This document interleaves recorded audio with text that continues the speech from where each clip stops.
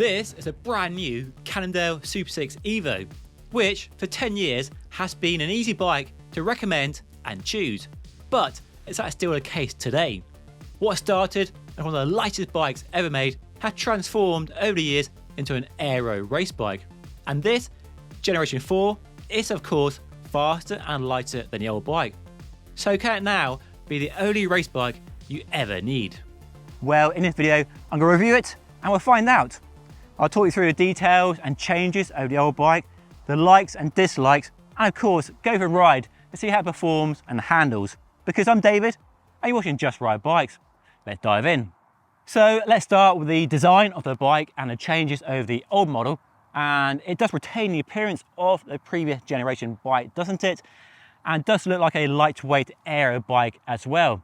So starting at the front, we have some big aero improvements. A new fork, much deeper, especially around the crown there, and broader as well. A narrow pinched in but deeper head tube and a truncated down tube as well, and a slightly sloping, almost level top tube as well. And a very narrow pinched in seat tube and seat post. So thin, in fact, that if you run a Shimano DIT version, the battery goes in the down tube. It won't fit in the seat post. And then the other big change is a brand new handlebar. A one-piece handlebar on the top end bikes and a two-piece setup on lower model bikes. And the hoses and wires, if there are any wires, now go inside the steering tube and inside the headset bearing compared to the old system where they went outside.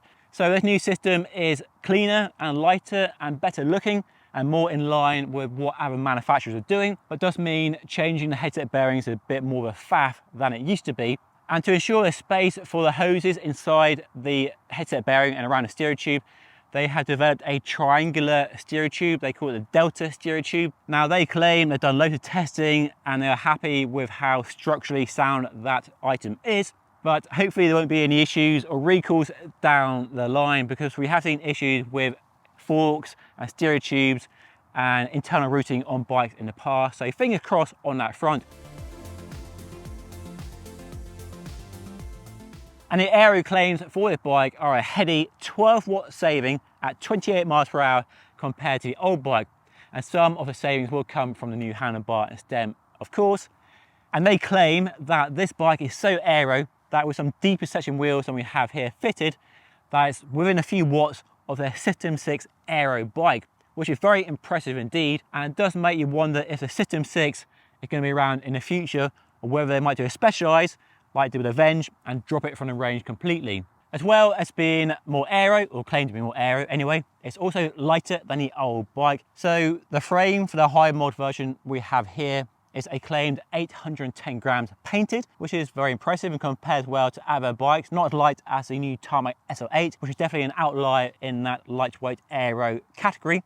But if you want a lighter frame and you do have some deep pockets, then the new Lab 71 version weighs a claimed 770 grams, but you do have to pay an extra £1,000 for that 40 gram saving, which might be the most expensive way to save 40 grams I've ever come across. And the all-up weight for the bike you see here, a size 56 with a SRAM red access group set without pedals, but with 2 cages fitted and a computer mount, is 7 kilos on the nose, which is reasonably impressive. But we are seeing bikes down to 6.5 kilos these days, like the Factor O2 VAM, the Specialized Tarmac SL8, that new Bianchi Specialissima as well. Right, let me share some likes and dislikes with you. And my biggest dislike by far is this plastic rubber cap on top of the stem.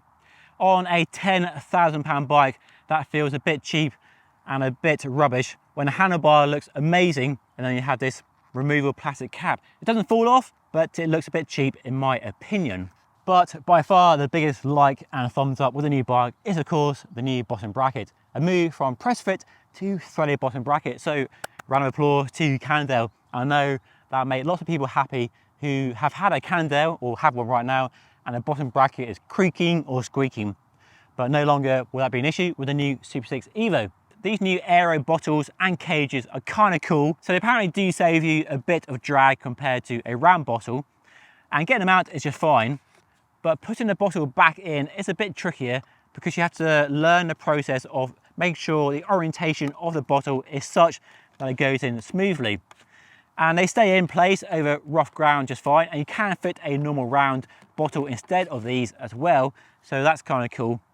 But I'm not sure if I'm liking these or disliking them compared to a normal round bottle and normal cage. Let me know what you think by leaving a comment down below. Another small dislike is the fact the bike only takes officially a 30mm wide tyre, when most race bikes like the TCR, the Tarmac and so on will take a 32mm wide tyre. But we are seeing tyres getting wider, a better adoption of wide tyres in the pro peloton and for us amateurs, and also because rims are getting wider too. I mean, these are 25, which is pretty narrow by modern standards, but on these rims, they're more like a 27 or 28. So I fitted 28 onto these, and you're looking at a 30mm effective tyre width. So a bit more clearance would be nice to see, just in case that is a limiting factor for you. The last gripe is how the bike looks. I'm talking about the paint finish. Now personally, I don't mind the silver and grey look. I think it's understated, if a bit boring perhaps, but one thing really jars for me. On the down tube, we have a lovely fade from grey to silver, which I love a good fade. But on the fork, for some reason, we have this very clean, straight line. It's like the fork has been put on the wrong frame, and a fade there would go well with the fade on the down tube. So that is a bit jarring to my eyes. But let me know what you think in the comment section. There's a lot of expectation resting on the aero bars of this new bike. Does it live up to the legend, to the name? It's a big fat yes. What a bike, oh my goodness me, this bike is amazing. And right up there with the best race bikes in the world right now. So quick. I first rode the new bike around Girona and came away very impressed. Several weeks on more familiar roads has just served to cement those positive impressions. The geometry ensures the bike at first feels very familiar, and that's no bad thing, it's a great handling bike, but you soon become aware of how quick and smooth this new bike is. Validating aero claims without a wind tunnel is a tough job, but it's clear in my testing that the new bike is not only fast, but faster than the bike it replaces. As a result, I can fully believe the claim that the Supersix Evo is nearly as quick as the System 6 full-fat aero bike with some deeper wheels fitted. But unlike aero bikes, the Supersix Evo is much easier to tame and live with at regular real-world speeds that most of us ride at.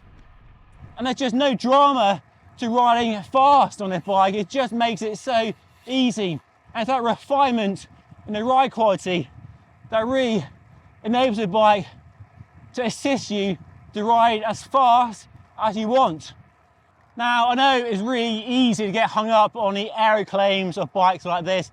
I think that aero only applies to the pros, and the testing at high speeds, 45k an hour and above, doesn't really help that.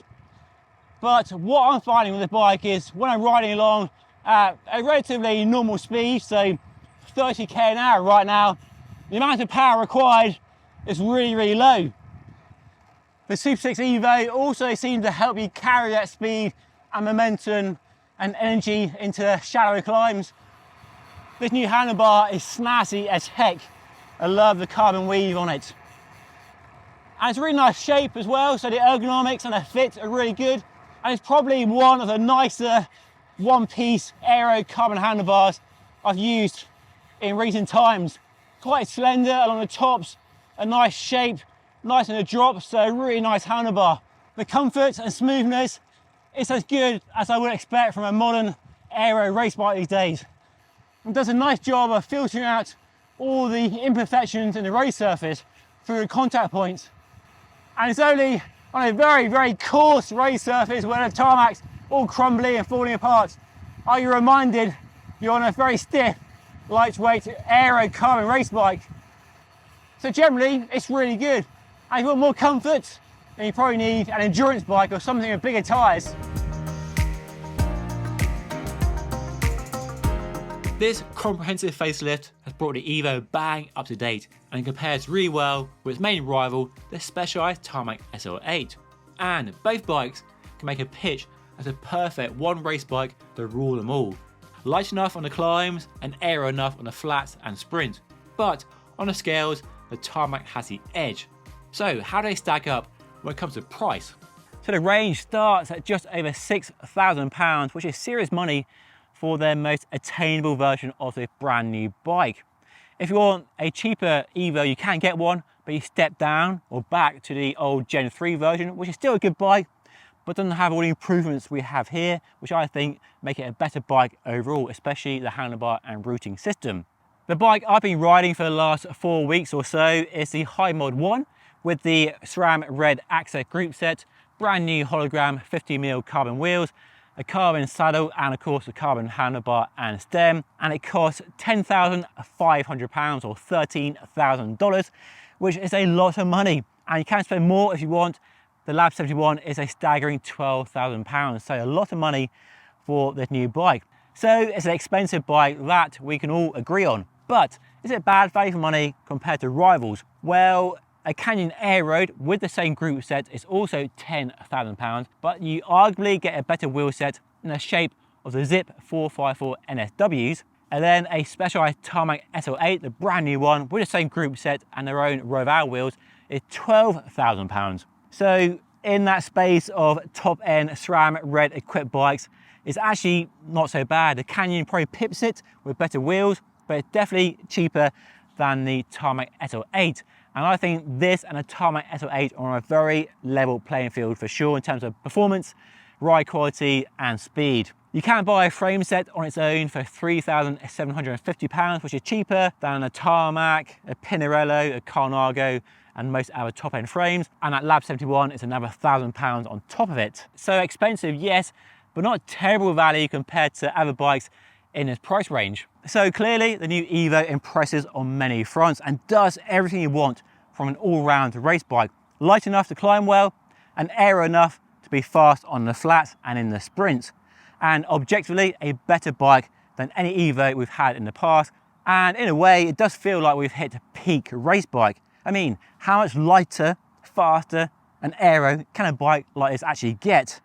So if you are buying a new bike this year and this is on your shortlist, you won't be disappointed at all.